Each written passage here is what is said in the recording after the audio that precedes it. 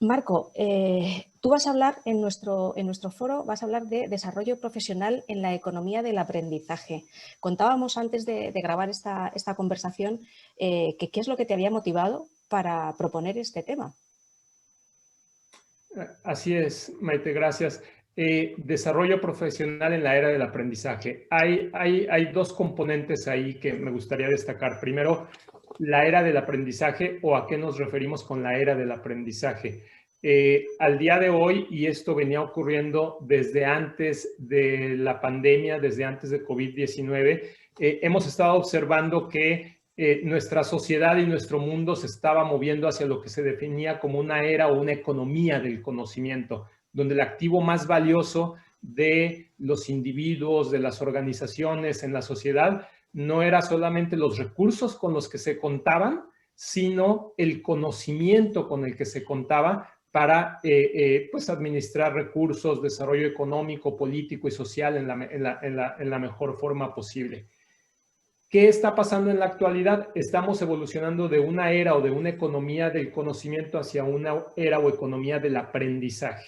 Y eso es muy importante para nosotros acá en la Universidad de Chicago, donde yo me desempeño como Associate Provost, como rector asociado, precisamente porque el conocimiento como un activo tenemos que reconocer que al día de hoy también se deprecia. Y lo que quiero decir con ello es que las cosas que nosotros sabíamos o las habilidades, conocimientos que teníamos hace 2, 5, 10 años, en muchas ocasiones ya no son tan útiles como lo eran antes. Y eso es porque el entorno ha cambiado, porque han surgido nuevas tecnologías, porque han surgido nuevas demandas, nuevos requerimientos, y eso demanda que nosotros como individuos, como profesionistas, y eso me pasa a la primera parte del título de la charla, pues tengamos que desarrollarnos de manera continua y de manera constante. Es decir, el conocimiento, habilidades, skills con las que contamos se vuelven obsoletas y el estarse actualizando ya no se vuelve un objetivo per se, ya no es un objetivo al final del camino, sino es una característica o una forma de estar avanzando de manera continua, de manera constante a lo largo de esa ruta o a lo largo de ese camino. Estás hablando de un camino que además tiene una responsabilidad compartida, porque no es solo de las organizaciones hacia sus empleados, no es solo de las administraciones o los estados hacia sus ciudadanos, sino también de nosotros mismos con nuestro propio aprendizaje. Ese es un punto fundamental, Maite, y estás tocando una parte medular de todo esto. ¿Quiénes son los distintos actores involucrados en esto? Estamos nosotros como individuos, como profesionistas, pero hay otros actores y entre esos actores están, uno, las instituciones educativas, especialmente aquellas de educación superior, el rol que jugamos. Segundo, las propias organizaciones, sean público, privadas, no gubernamentales. Y en tercero, también el gobierno como tal, facilitando todos estos procesos, ¿no? En la parte de las instituciones educativas, yo habitualmente resumo esto diciendo que nuestra visión histórica de la universidad ha sido prioritariamente actividades de investigación y de formación, pero en la parte de formación pensamos habitualmente en el pregrado, ¿no? O en el college, el undergraduate degree. Y el rol principal de la universidad es, te voy a formar durante 4 o 5 años y lo que aprendas durante esos 4 o 5 años va a ser útil durante los siguientes 30 y tantos años de tu vida. Eso sigue siendo valioso, esos fundamentos siguen siendo valiosos, pero eso es como en las matemáticas, eso es una condición necesaria, pero no es suficiente. Entonces, tenemos que seguir aprendiendo y la universidad tenemos que proveer estas plataformas. Esa es precisamente mi labor dentro de la Universidad de Chicago, ¿no? Cómo proveemos no solo esos programas, sino esas plataformas de aprendizaje continuo y además haciendo uso de distintas tecnologías. Nosotros, por ejemplo, conectamos en la Universidad de Chicago con profesionistas en el área de Chicago, en el Midwest, en los Estados Unidos, en distintas regiones en los Estados Unidos, en la costa este, en la costa oeste, pero además de manera internacional en el mundo de habla hispana. Tan solo en el mundo de habla hispana en los últimos 6 meses hemos estado conectando con profesionistas de más de 20 países mediante contenidos en formato online o en formato digital, ¿no? Entonces, todo eso presenta un nuevo contexto en el cual nosotros como profesionistas pues tenemos una gran cantidad de alternativas que ahora no se limitan a nuestra área geográfica, sino el mundo digital nos está presentando todo eso, ¿no? Entonces, eso presenta nuevas oportunidades para las organizaciones, como yo mencionaba, y además también pues la parte gubernamental, pues dadas estas nuevas demandas y necesidades, pues debe promover y facilitar todo este proceso, ¿no? Los presupuestos de formación siempre han pecado en las organizaciones por ser parcos, al menos en España lo son. Son siempre muy parcos y cuando viene una crisis, además, los primeros en sufrir el recorte. Pero claro, estamos en un momento en el que el aprendizaje yo creo que adquiere un valor de moneda de cambio con el talento muy importante. No sé si estás de acuerdo.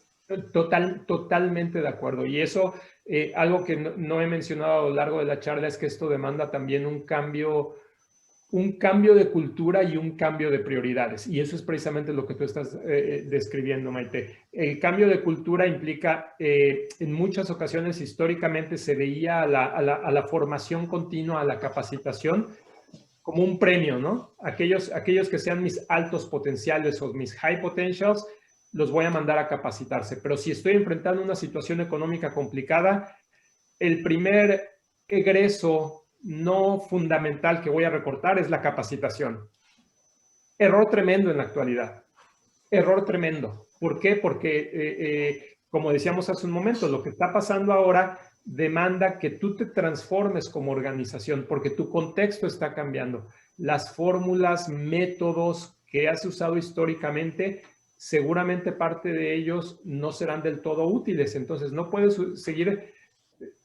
esperar resultados distintos si sigues trabajando de la misma forma. Entonces, tienes que desarrollar nuevos conocimientos, habilidades, y eso, además, algo que yo destaco mucho y en mi rol me toca interactuar con muchas corporaciones en los Estados Unidos, en Latinoamérica, en Europa, en Asia, a través de distintos centros que tiene la Universidad de Chicago en Hong Kong, en Delhi, en India, en Beijing, en China, en París, en Francia, en Londres, en Inglaterra. Parte de lo que observamos que ocurre con distintas corporaciones es que tristemente siguen una estrategia reactiva. O sea, ocurre y reacciono, cuando lo que tienes que hacer es ser proactivo.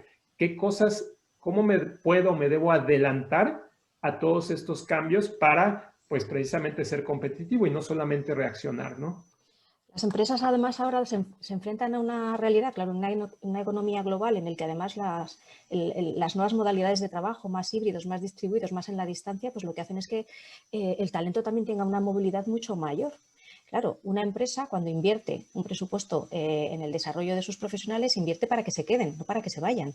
Pero ese paradigma también tiene que cambiar. Totalmente. Y eso generalmente yo lo resumo en 3 etapas. Estamos hablando aquí de la gestión del talento. Y la gestión del talento involucra, 1, la atracción del talento, 2, la retención del talento, y 3, el desarrollo del talento. Entonces, este nuevo contexto en términos de atracción de talento, primero, bueno, nos está presentando oportunidades maravillosas, porque antes, a lo mejor cuando yo quería atraer talento a la Universidad de Chicago, pues yo pensaba en individuos que radicaran en Chicago o que estuvieran dispuestos a radicar en Chicago, pero ahora puedo identificar talento valioso que a lo mejor no necesariamente tiene que estar geográficamente ubicado aquí. Entonces, en términos de atracción de talento, más que retos, nos está trayendo nuevas oportunidades, si es que sabemos desarrollar la cultura, los procesos para estar trabajando a distancia. Y hay que ser cuidadoso. No todo se puede trabajar de manera remota, pero hay ciertas funciones, etcétera, en las cuales podemos ahora identificar y atraer talento sin que necesariamente estemos restringidos por una limitante geográfica.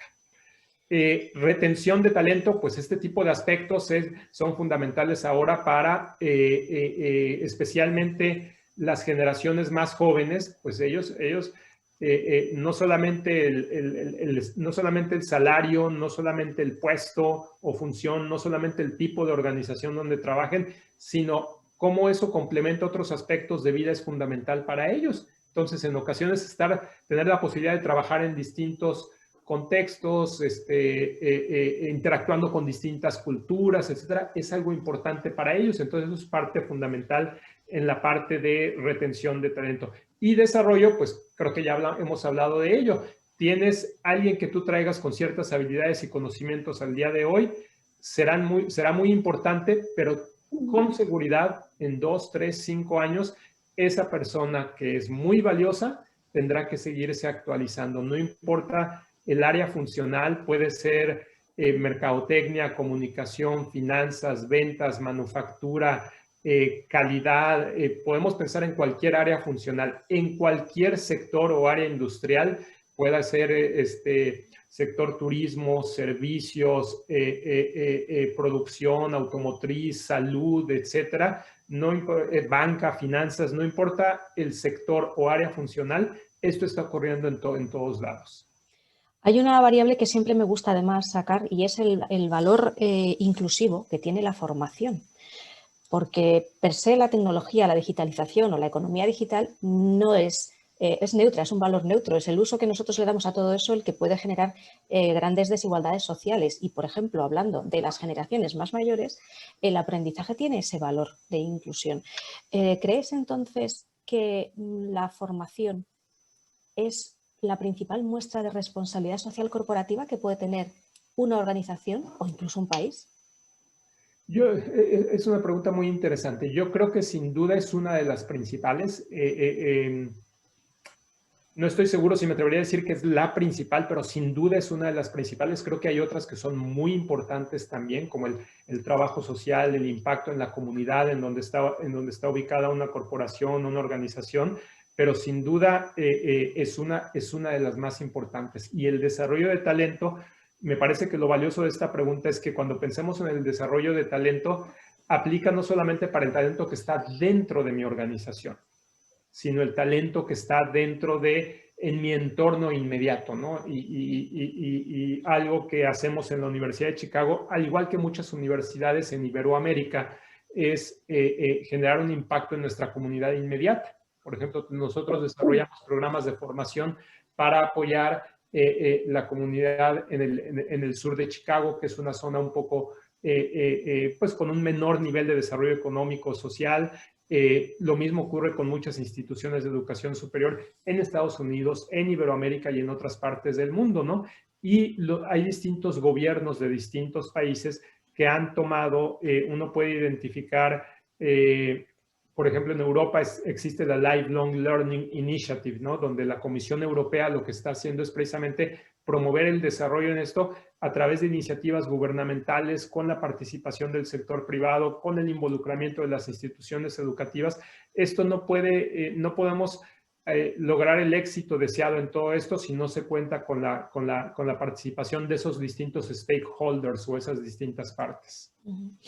Lo que sí es cierto, y ya para terminar, es que tenemos ante nosotros un reto, diría yo, mayúsculo, que a veces hasta asusta, porque tenemos tanto por delante por aprender y además el ritmo de aprendizaje avanza a tal velocidad que se nos hace, como dicen los niños pequeños acá, se nos hace bola, ¿no? Pero bueno, en ese recorrido, bueno, lo que nos estás contando sobre la economía del aprendizaje, yo creo que nos da unas pistas para saber que, bueno, pues entre todos podemos sortearlo, siempre y cuando pues haya una conjunción de intereses y sobre todo de propósitos entre todos los actores que estamos metidos en esto. Te agradezco muchísimo tu tiempo y estoy deseando escucharte en nuestro foro del 1 al 3 de junio. Ahí estaremos. Muchas gracias, Maite. Al contrario, encantado de esta charla y encantado en participar en el foro. Me parece que los distintos expositores que están siendo considerados, la audiencia, presentan un escenario extremadamente interesante y de mucho valor para desarrollar ciertas semillas de reflexión y semillas de acción para lo que debe ocurrir en este nuevo entorno al cual todos estamos expuestos. Totalmente. Me gusta lo de las semillas de reflexión y de acción porque ambas cosas tienen que ir juntas y a veces tiramos muchos de una y poco de otras. Totalmente. Muchas gracias.